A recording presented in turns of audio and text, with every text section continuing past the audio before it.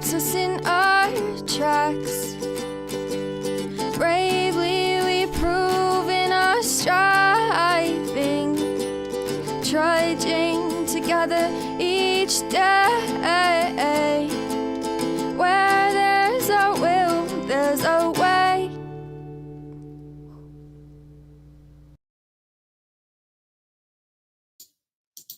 Good morning. Monday morning. Hope you had a good weekend.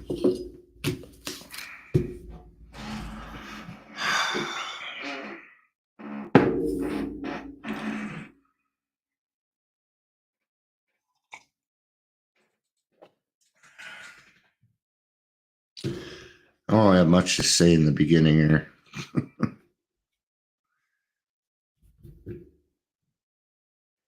Actually, kind of a tough day, man. It's been a lot of death in the family in the last 6 months. We're having some financial difficulties, and sometimes I just don't feel like I'm doing my part. Morning, Michelle. Morning, Leisure. Good to see you both. I'm not sure what to do.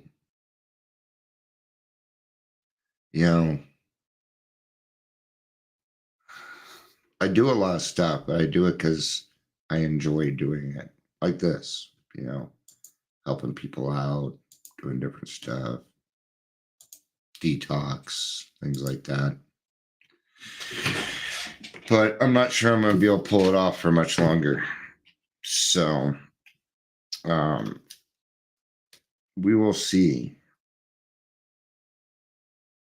We're going to be in the 12 by 12 today. Page 58 is where we're going to start. So,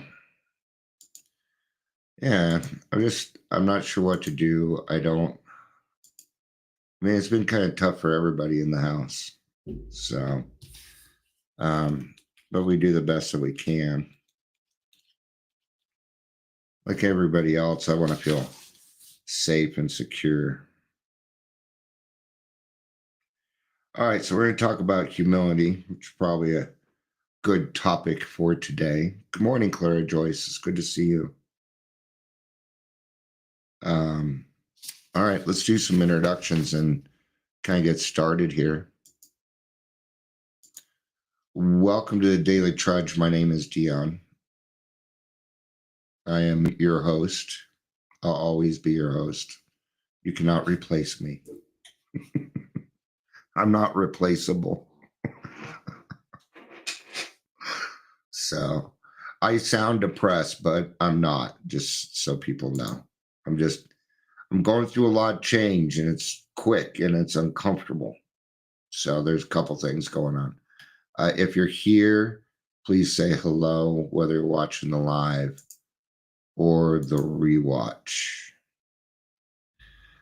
I'm not sure if there's anything anybody can do if somebody could teach me how to make money without charging while doing this, I'd start asking for donations and stuff, but I don't want people to feel pressure to pay me for being who I am. That kind of makes me feel like a whore. I'm just kidding. That last part was a joke. So, it's the unexpected. It's not knowing what's going to happen. Yeah. Oh, I don't know. I want to improve my podcast. I'm thinking about making some changes on it and stuff, but I don't see how that's going to improve the money situation. So, all right, let's get started. We're going to be on page 58. We're going to start out on page 58. In the 12 by 12, if you'd like to follow along, it's just one paragraph I'm going to read. And then we're going to go to page 74 in the 12 by 12. I stole this out of As Bill Sees It. Today's daily reflection was selfishness, self-centeredness, but I just did that like a few days ago. And I really got into it. So I didn't think there was a point in redoing that. All right. So this would be in the fifth step. Another great dividend we may expect from confiding our defects to another human being is humility. A word often misunderstood. I'm certainly not asking for money. Or, I'm great at helping people. If I could get things set up and get it out there and charge $50 an hour and help 10 people a week, problem solved.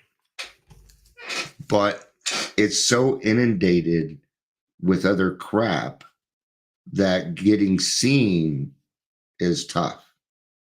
It's tough. And then, so what am I supposed to do? Make a flyer or put it up in AA clothes? It kind of goes against the traditions, So, of course, I know a lot of fucking people. Anyway, that would be awesome. That's what I would prefer to do. So, but I reached out to Adams County and said, hey, I'm looking for something. Put something on Facebook, but nobody's going to say anything to that. So maybe I'll just kind of put my feelers out and see what's out there. The thing is, I let a lot of my stuff lapse. Sure, I'm a peer coach. I'm a recovery coach. I had my CAC, but I haven't kept up on any of that, and I'm not willing to. And I'll tell you why. Because the places that I have to go to get that updated are full of the fucking assholes that I will not work with. So no. Copa can suck a dick. How's that for humility? I won't go against my morals, man. I will not go against my morals. That'll kill me. All right. So another great dividend we may expect from confiding our defects to another human being is humility, a word often misunderstood.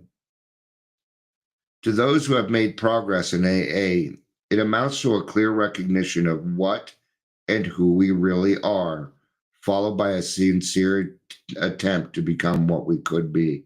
I'm kind of going through that right now. I'm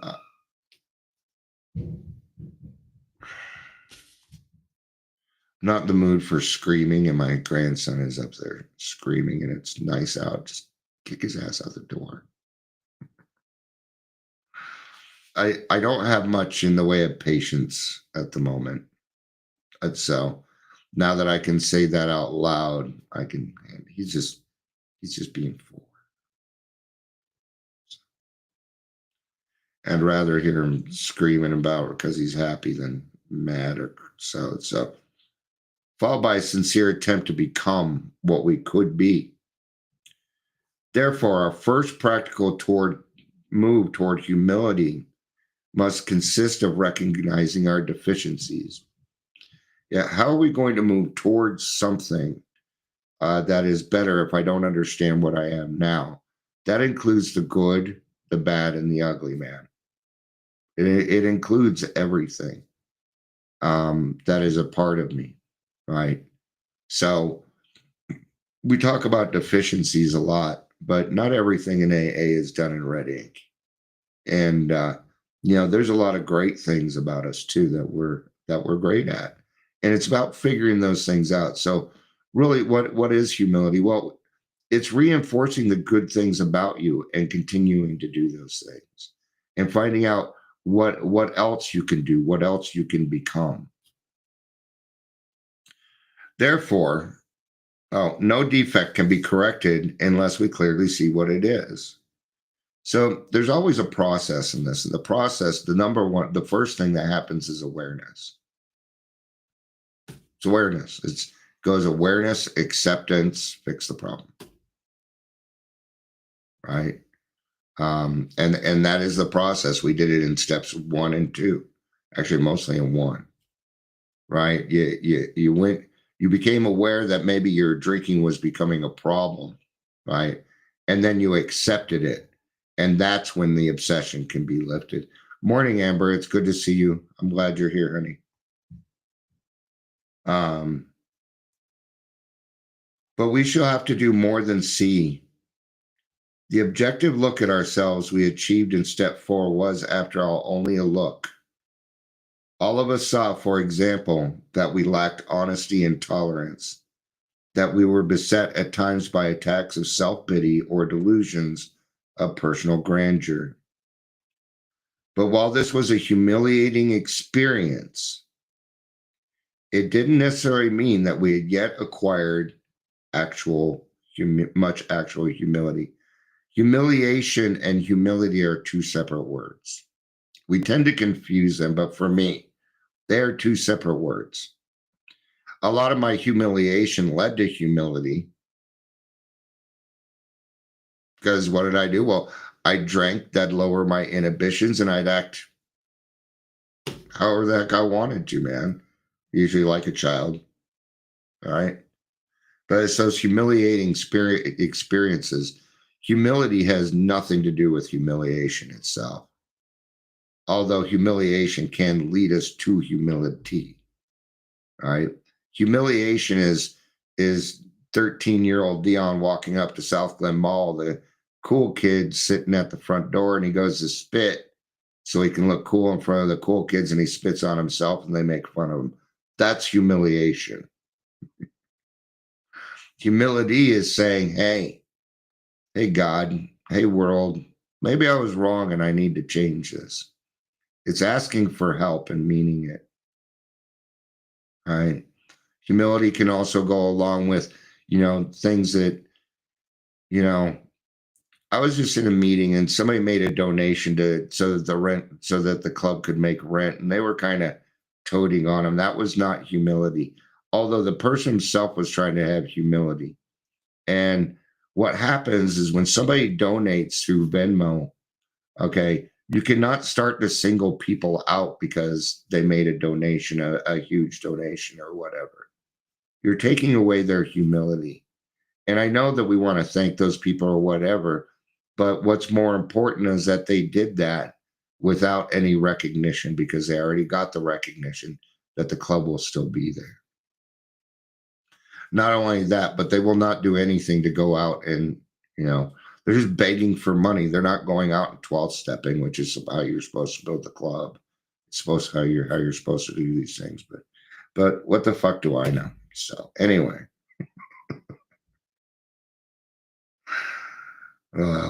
it didn't necessarily now recognize our defects were still there. Something had to be done about them. And we soon found that we could not wish or will them away by ourselves. All right, now we're going to switch pages here. I'm going to go to page 74, which I believe is in the 7th step.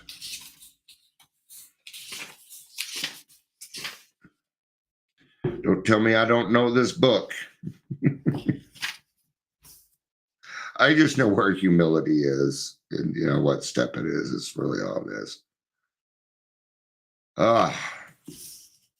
I'm going to go back to the bottom of page 73.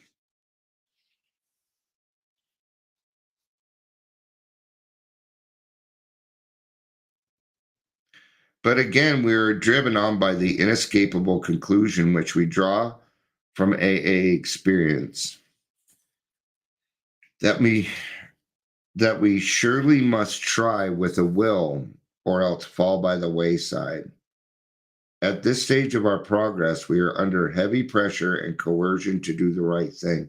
We are obliged to choose between the pains of trying and the certain penalties of failing to do so. These initial steps along the road are taken grudgingly, yet we do take them. We may still have very high opinion of humility as a desirable personal virtue, but we do recognize it as a necessary aid to our survival. But when we have taken a square look of some of these defects, have discussed them with another person, and become willing to have them removed, our thinking about humility commences to have a wider meaning. Yeah. We need to get to a place where humility is something that we see more as a virtue than we see as a requirement. That's when humility really starts to work. That's when it kicks in, is when we make the decision that humility is something that we would rather have instead of begrudgingly doing it, right? By this time, in all probability, we have gained some measure of release from our more devastating handicaps, like the obsession to drink, our anger, depression, anxiety, fighting, trying to fight the world. Yeah.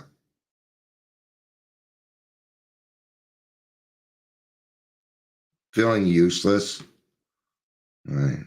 Actually, that's kind of what I'm going through. I feel kind of useless. All right. Morning, Julia. It's good to see you.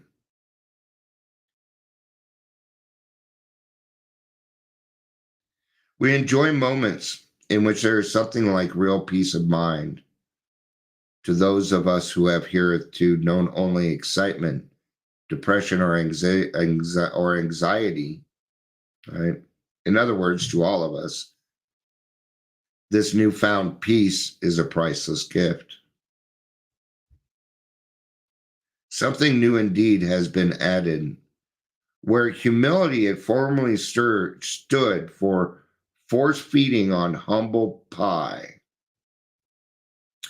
It now begins the nourishing ingredient which can give us serenity.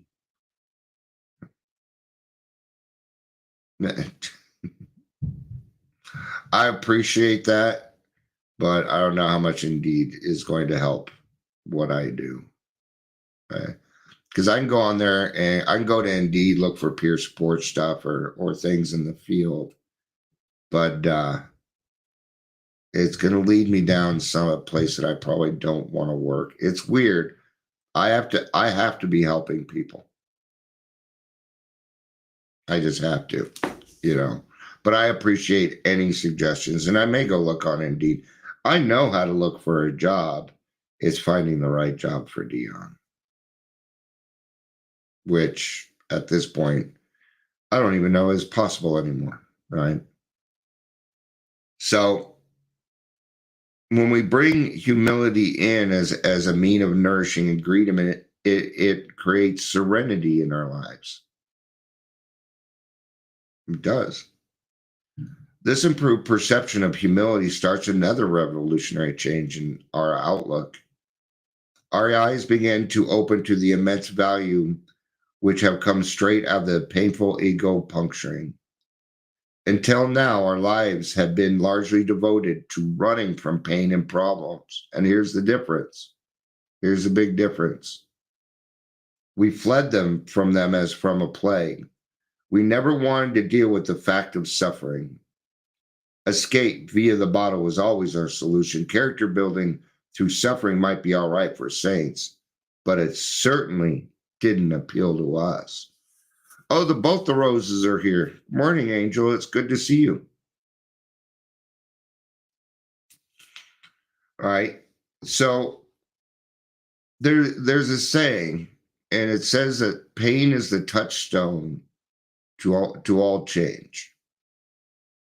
Right? That's the saying. And I don't totally agree with it, and this is why. When you can change without the pain, it goes to character building. Oh, Indeed charges a person hiring? Yeah, you should never have to pay for a job, whether you're hiring or looking for a job. Fuck Indeed.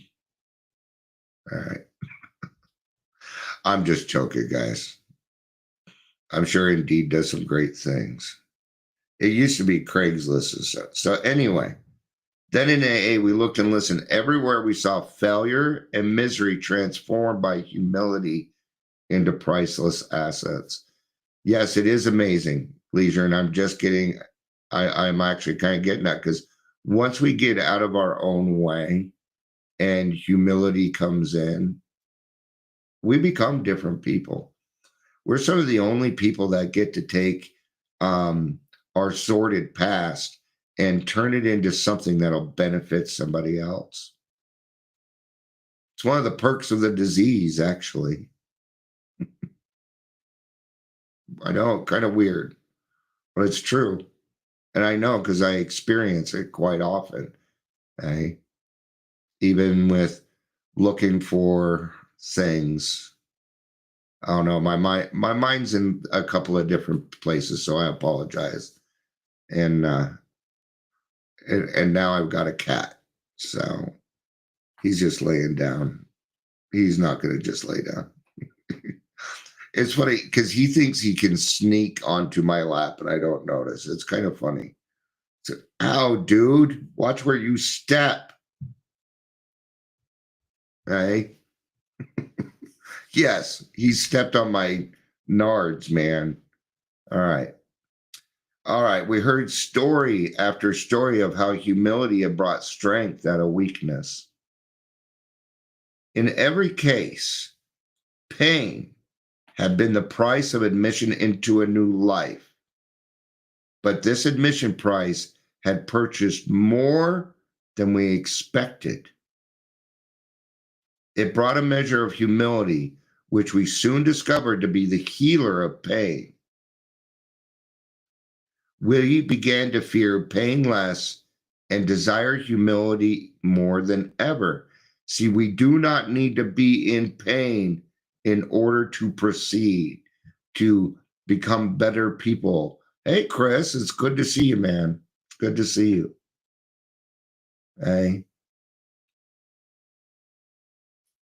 And I don't know that I don't fear pain like I used to. That's for sure. I'm also not in as much pain as I used to be. Alcoholism brought on a soul sickness that hurt from top to bottom. Every part of my body ached. Okay. It was in some kind of pain. And it hurt.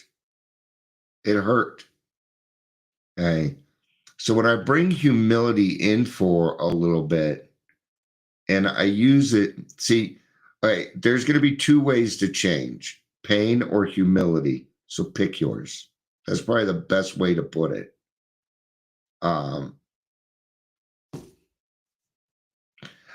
That's a great question, Michelle. And the answer is because I don't want to go back to school and get my CAS again. I don't. And that's I'm being unwilling. I don't want to go back to school. I don't want to go back there. 3 months of listening to people talk about shit that I know all about and how they're wrong. And yeah, it's a very, very good suggestion, Michelle. It is. My brain does weird things. So I apologize if I seemed unwilling. Going back into drug and alcohol counseling would be a hefty step for Dion. But maybe it is in my future. Who knows? Maybe God's going to do something like that, right? So,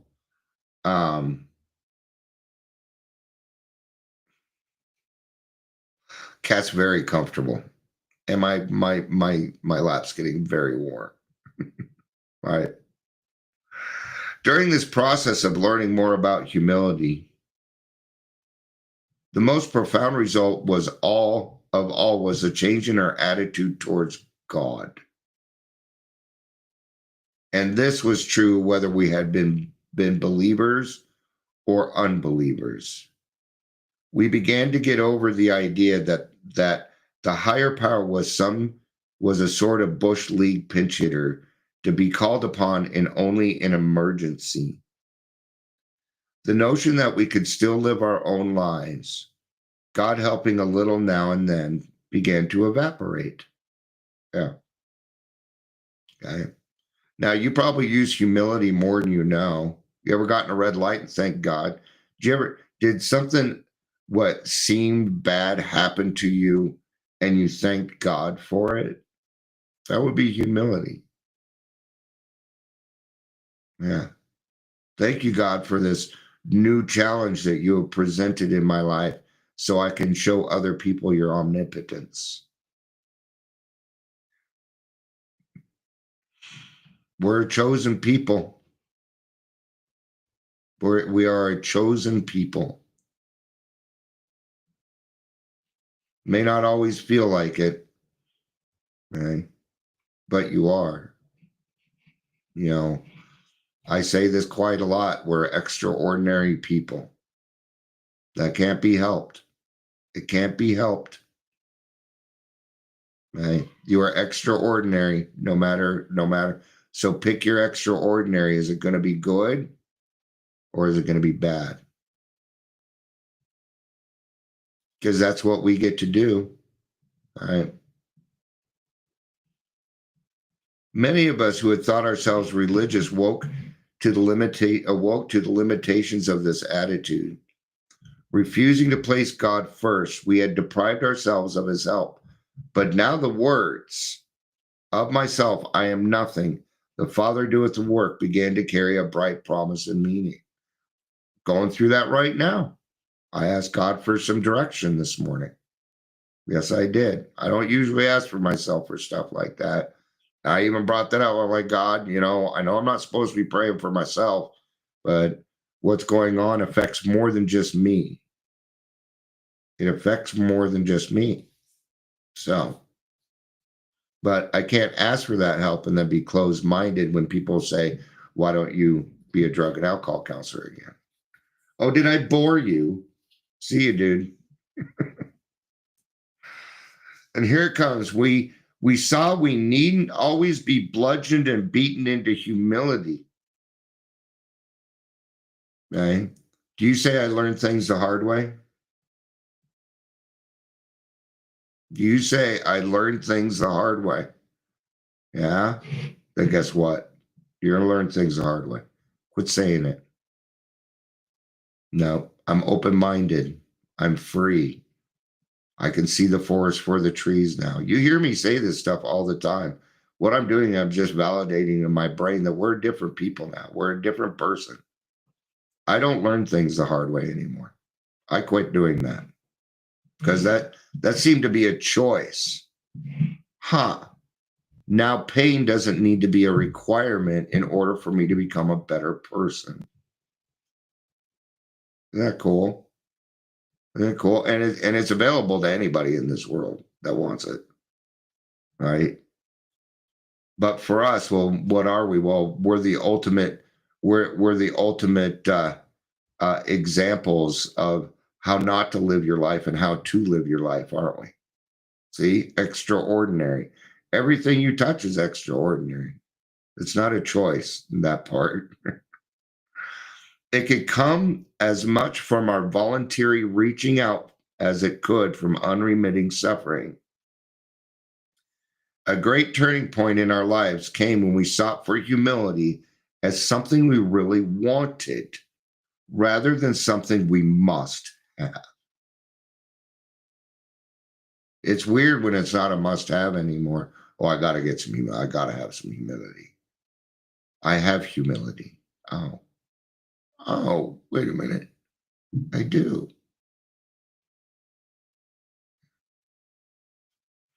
It marked the time when we commenced to see the full implication of step 7, but humbly asked him to remove our shortcomings. Well, we only got a page left. Let's go ahead and do it. Go ahead and do it. As we approach the actual taking of step 7, it might be well if we A's inquire once more just what our deeper objectives are. Each one of us would like to live at peace with himself and with his fellows. We'd like to be assured that the grace of God can do for us what we cannot do for ourselves. We have seen character defects based upon short-sighted or unworthy desires are the obstacles that block our path towards these objectives. We now clearly see that we have been making unreasonable demands upon ourselves, upon others, and upon God. See? And here would be the difference. Let's say I prayed this morning that God, you got to get me a job. You got to give me a job. You got to do. No. Mm-mm. You know, that is not going to work. God, I need some direction. I need to know which way you need me to go. I need help. And then I have got to remain open-minded. I've got to put a little bit of effort into it. Right? That's what I did next. And then I put some effort into it. I reached out to Adams County and I said, you guys know me, what, and I kind of asked them on a personal level. Hey, do you see anywhere over there that I could fit? Now, why am I starting with Adams County? Because I've done some work for them. I've gotten to know these people and I trust them. I trust them. I have a hard time going to work for other places because number one, I start seeing all the shit they do wrong. And people come after me, man. They think I'm going for their jobs or for this because what am I? I'm an extraordinary person. Put me in detox, I'll fucking send half those people to treatment. It's just who I am. It's something I'm capable of. I actually have a very high success rate based on, a clinical standard. So the chief activator of our defects has been self-centered fear.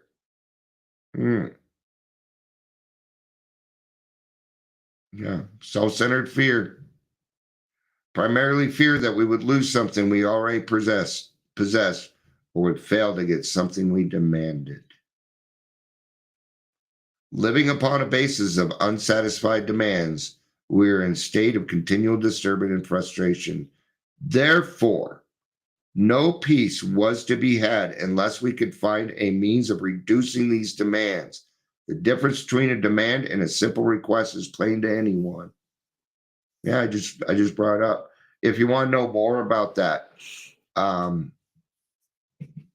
emotional sobriety, the last frontier, really gets into that because they're talking about emotional sobriety right there. I can't run around like, what if I, I'm just going, I got to use examples of what I'm going through. What if I had written to Adams Guy, hey, I've done a lot of stuff for you. You got to pay me. You got to pay me more. They do pay me, but it's not enough hours to account really for anything. Last time I think they even gave me another half hour. They pay me $40 an hour. Want to brag a little bit. And I'm worth that. With what I do, I'm worth that. Right. But I don't want to abuse the system either. I'm getting in a good stretch here before we get to the last paragraph. Ugh. Good stretch. Good stretching. The seventh step is where we make the change in our attitude, which permits us, with humility as our guide, to move out from ourselves towards others and towards God. Yeah. Why? Because I'm the only one stopping me from being in the sunlight of the Spirit. I'm the only one. There's no one else in this world that can stand in the way. It's only me. Right? And sometimes it's hard. There's a lot of worldly clamors out there for me to get wrapped up in. You think, hot topics that are get me easily angered. A lot of name calling. A lot of people hurting out there right now. I could feel it. So we can walk away from that. We can walk. I stopped fighting everything and everyone. I got it. I don't know if you noticed, but the good fight that I was fighting, I ain't doing nothing about it. I'm done. Still popping up here and there, but you know what? It's up for me to decide whether that's, I did what I needed to do. There is no more. There's not much more I can do except become a better person, more humility, get out there, Starting new meetings, being an example of how it needs to be done, right? And because when you run around and tell everybody they're wrong, even if they are wrong, they don't want to hear it. A lot of people in the field are naive. They've been taught wrong. They think that multiple pathways to recovery is where you land, and that's not even close to it. Right? That's what they were taught.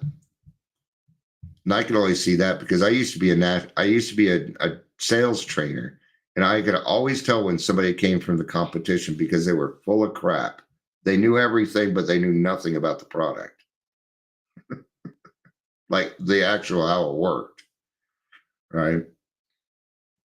The whole emphasis of step 7 is on humility, is really saying to us that we ought to be willing to try humility in seeking the removal of our other shortcomings, just as we did when we were admitted we were powerless over alcohol and came to believe that a power greater than ourselves could restore us to sanity.